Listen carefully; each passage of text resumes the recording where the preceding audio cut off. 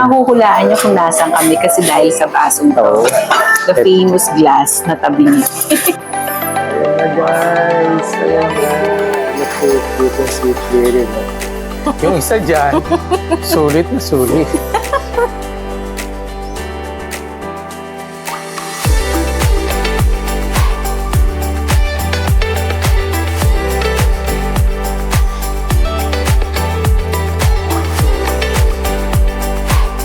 Hello, good evening guys.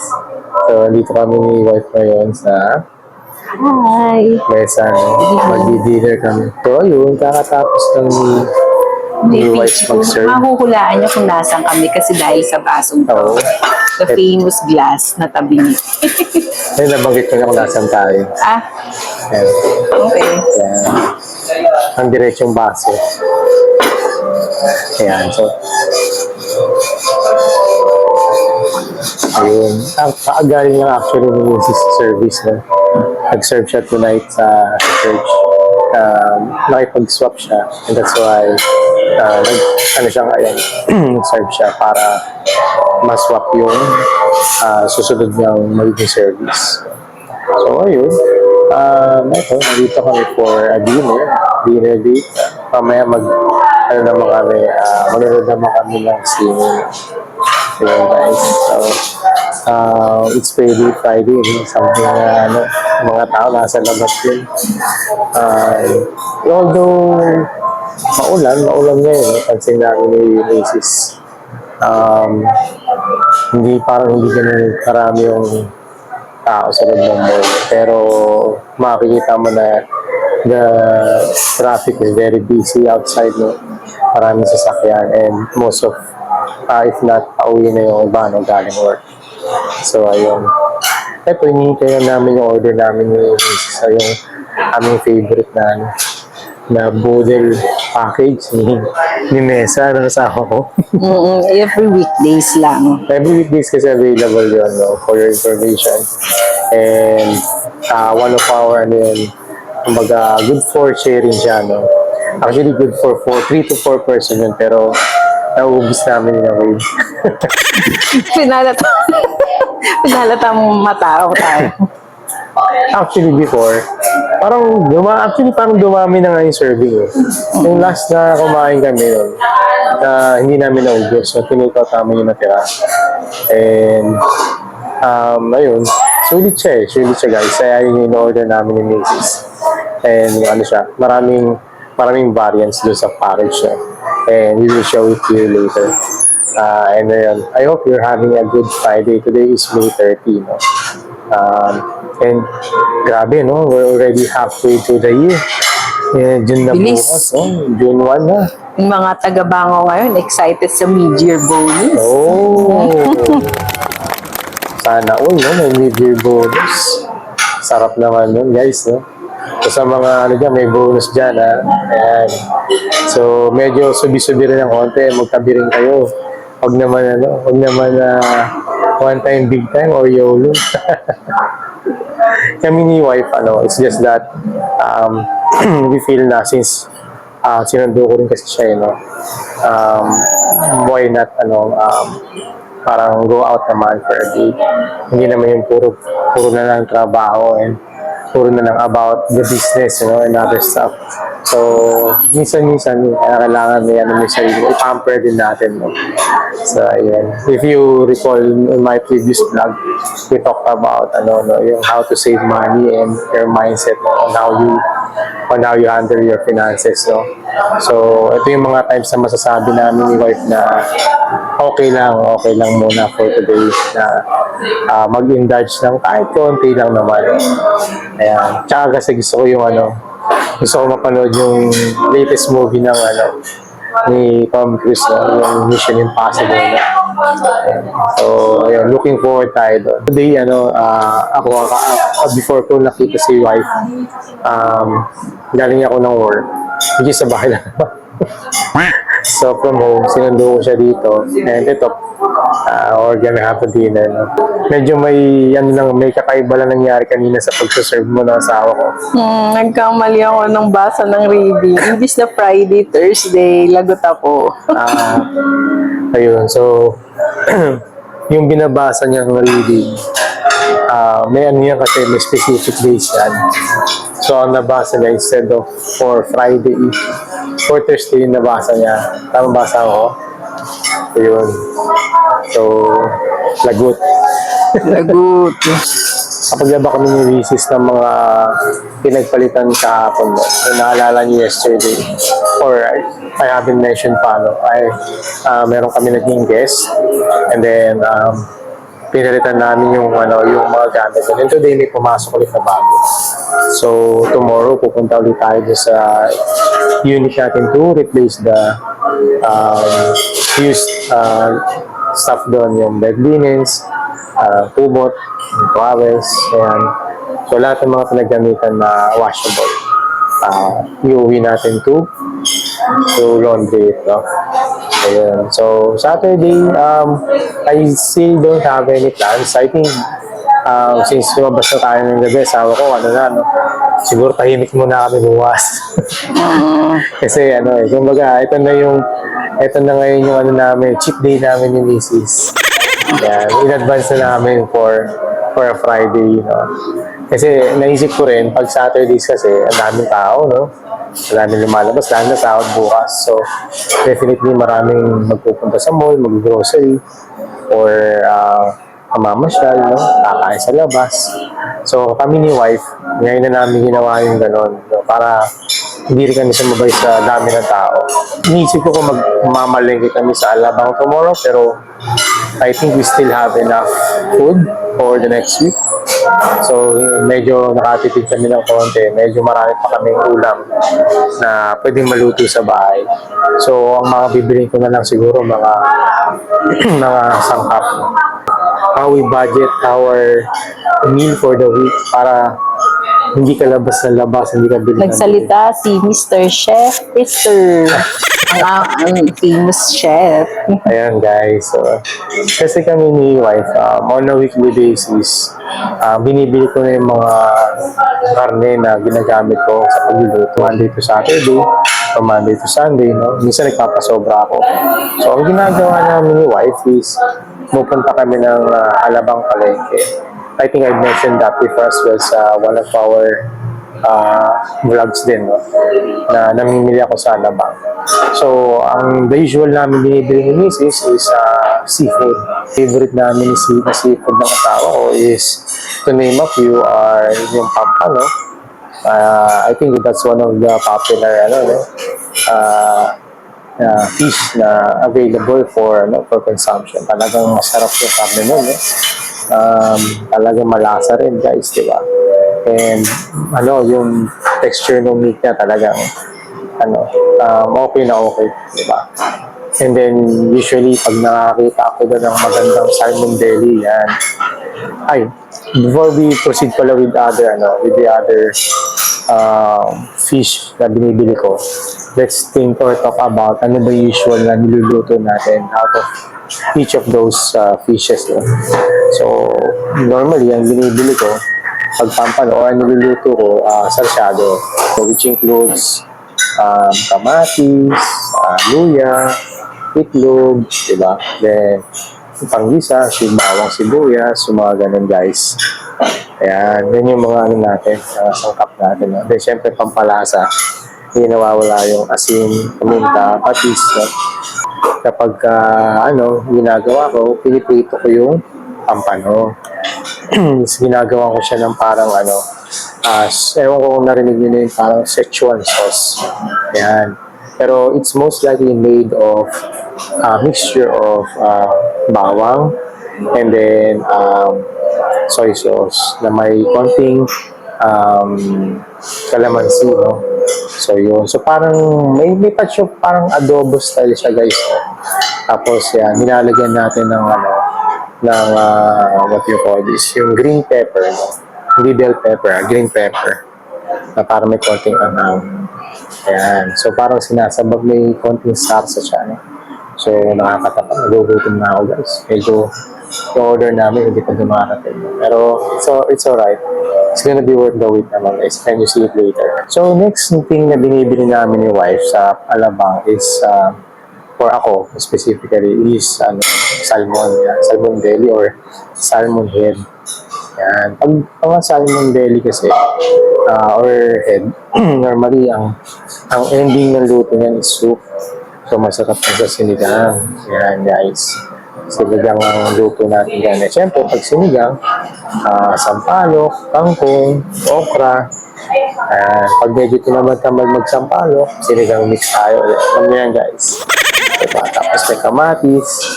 Yan. Diba? Perfect, a perfect meal for a rainy day. No? I think most of us all know na parang sinigang is one of the most well-known soup in the world. No? And I think number one siya at one point. No? But I'm not sure if it's still number one. Pero yeah, I think that's what I read before. So, ayun. And then, next, kapag tapos natin sa salmon, the next thing we find is, I'm not sure if you've heard of the cream dory, guys. Hindi yung cream dory na nabibili natin sa mall. Merong cream dory na yung fillet na. So, hindi yun, guys. Mayroon talaga yung cream dory fish mismo. So, malaki siya eh. Malaking isla yun, guys. And parang pag hinihil sa palengke, ang hiwa ng parang steak slice, no? So, if you're buying something like sa tuna, di ba? Pag hiwa ka ng tuna, normally, pa steak slice yun. So, ganun din siya. Parang yung size niya is comparable to a tuna. Pero yung kulay niya, syempre, is very different. Now with that, ang ginagawa ko luto normally doon, and pala guys, no, ang for your information, mura po ang karne ng cream dory. I think nakakabili ako nun for around 200 pesos lang, no. Then sa salmon belly, normally kuha ko nasa 360, 380, ganun na. Depende, no? Hindi ako bumibili kapag sahod, guys, eh. Sa kapag kakatapos na sumahod. Kasi, napansin kong, parang trick sa palengke. Kapag bagong sahod o kakasahod lang, basta malapit sa sahod, nagbabump yung prices. So, nagkakaroon ng surge. So, pagka mga gitna ng weekdays, yung mga matumal na araw, papansin ko, bumababa yung prices. Or, I'm not sure, luma na ba yung stock, kaya mababa. But, guys, I'm pretty sure marunong naman kayo tumingin siguro ng mga, sariwa sa hindi. Dapat inaamoy nyo, no? Chine-check nyo, no? Para at least sure kayo. Kaya at the same time, syempre, siguro may mga suki-suki na kayo dyan. So, syempre, pag suki nyo na, alam nyo nang hindi kayo bibigyan ng hindi magandang klase ng karne o isda. Just an observation lang naman from my end. Ano naman ba yung lutong ginagawa natin pagdating sa cream dory? So most of the time, kasi ang cream dory medyo may lansa na yan eh. Well, lahat naman isda, may lansa. Pero yung lansa niya medyo matapang din in a sense. So ang ginagawa ko, piniprito ko siya. So masarap siya sa prito, guys. And yung taba nun, guys, naku po. Sobrang sarap, guys. I mean, talagang parang butter, it melts. I'm not sure nga bakit parang hindi siya masyadong nako-commercial, no? But I'm not sure. But let me know, guys, in the comments. No? Baka meron ako hindi alam na kaya pala ganun kamura yun. No? But it's good. It tastes good. Masarap yung yung cream dory na nabibili namin o nakakain namin. Kind of fish na binibili namin is dalagang bukid yan. Isa rin yan sa mga masarap na kainin yung dalagang bukid. So, sa dalagang bukid, masarap, marami ding mga luto dyan na okay. No? Pero, one of the things na nag-stand out din sa akin sa dalagang bukid is sarsado rin. Ayan. So, in a week, hindi ko naman pinagsasabay yung sarsado at saka, yung dalagang bukid at saka yung pampano. Kasi syempre, kung nagsarsado na ako ng pampano, hindi ko pwede lutuin or hindi okay lutuin yung dalagang bukid of the same week kasi parang redundant, no? Mananawa ka doon sa ulam. And ayun, minsan yung nagagawa ko, piniprito ko na lang. Yan, tapos nilalagyan namin ng kamatis na may luya at sibuyas. No? Sarap yun, guys. parang side salad siya. Tapos lagyan mo ng suka. Tapos kakamayin mo. No, asawa ko, no? Asawa ko busy. Sariling mundo ko. Hindi guys, meron kasi siyang meron siyang email na na-receive from one of our employers. And I think she'll be having a schedule for an interview. Yan, so sana positive yung maging output or result. Ayan. And I believe kaya naman ni wife yan. And so we'll let her be for now. Ayan. So the next na binibili ko sa palengke is pusit. Ayan, nahilig ako mag-adobong pusit. Ayan. Kasi kung mapapansin nyo guys, yung mga niluluto kong ulam, hindi siya yung matagal lutuin. Mga mabibilis kang lutuin nyo kasi isipin nyo na lang din nakakatipid din tayo sa gas. Pag mabilis yung niluto mo, mabilis yung oras mo, hindi nakukonsume, madami ka pang nagagawa ng bagay. And especially for me, someone na nagtatrabaho ko o nag-work mo, hindi tayo pwede magtagal na magluto, lalo na pag lunchtime. So we have to compact our time na makapag-prepare ng meal. So ayun, madali na naman yun guys, alam niyo naman, lang yun. Bawang sibuyas, suka, diba? Ganyan. Kaya syempre, lilinisin mo rin yan bago mo lutuin. Tatanggalin mo yung parang ipin or beak niya. Then yung parang yung, anong tawag doon, yung sa likuran yan. I forgot the name, what is called. Pero yun, tatanggalin natin yun. So yun, adobong pusit. No? Then, another thing na hinahanap natin usually sa palengke, which is one of the famous, and hindi malamang kayo rin, ito yung hinahanap na kinukuha nyo, is yung bangus. Ayan. So, bangus, ang daming ang daming pwedeng luto yan. Pwedeng daing, pwedeng may sabaw, pwedeng gata, pwedeng prito, ang dami, di ba? Napaka flexible ng bangus, no? Sawa ko. Oo. Ikaw ba, sawa ko? Ano ba yung... Bangus, ang alam ko, bangus is our national fish. Ano ba mga favorite mong luto sa bangus, sawa ko? Sa bangus, for me, madami. Paksiw. Ayun? Diba? Paksiw, guys. Ang walang matagal mapanis ang paksiw kahit isang buwan. parang may hugot ka dun sa asawa ko, ha? Kasi based sa experience ko nung throwback lang tayo guys, kasi nag-throwback ako kanina sa reading ko. Mag-throwback tayo ngayon. So, ang throwback ko ngayon is during our nung single pa ako, we've been struggling financially. So, sobrang tipid siguro ang nangyayari. Normally ang ulam namin is isdang paksiw. Nakakasawa din, pero talagang I promise, hindi talaga agad-agad yan. Init-init lang ginagawa namin.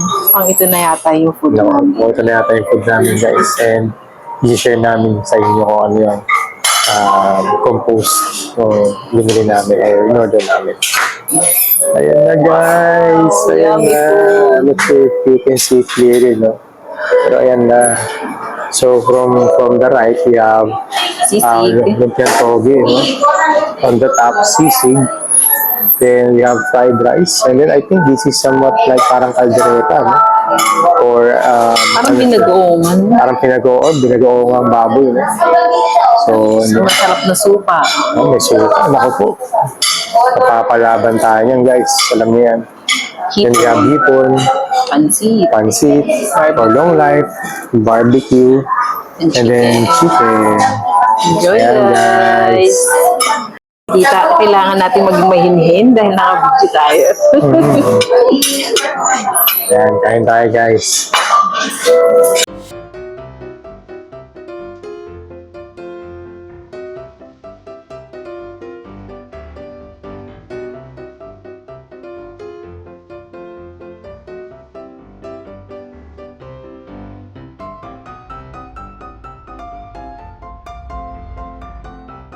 So guys, ito na ang aftermath. Ang natira na lang po ay Take out. toge, hipon. Well, actually, yung manok hindi pa nagalaw. Ayan. Tapos, yung barbecue. Ayan. So, i-take out na lang natin yan, guys. So, pang 3 to 4 person nga, although yung, yung rice and pancit, yung mga carbs na ubos namin. Kaya po guys, recommend ko lang, no?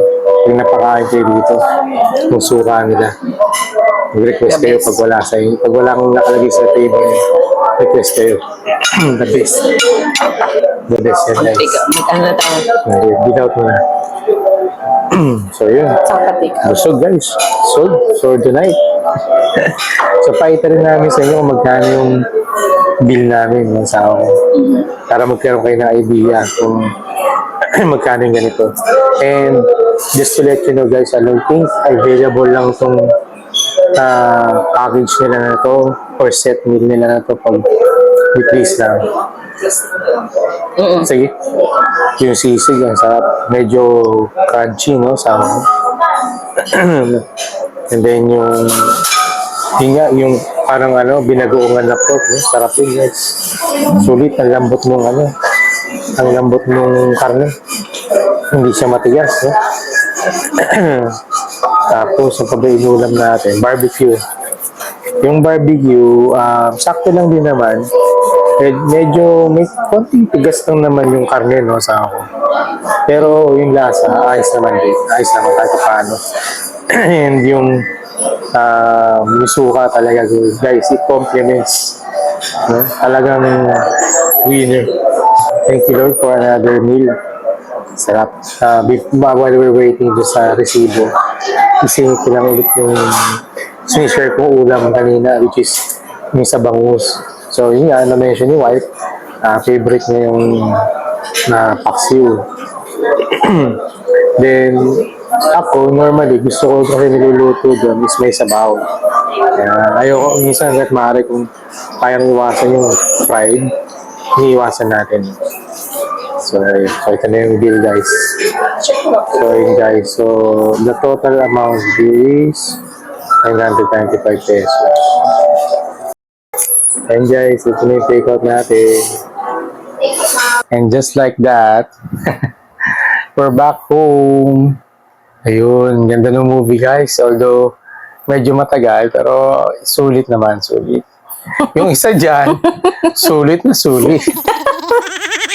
Kaya ako sinasabing sulit kasi narinig ko sa tabi ko, may humihilig, guys. Ginawang tulugan, Ang lamig kasi at saka patayan ginawang sleeping pad yung sinihan.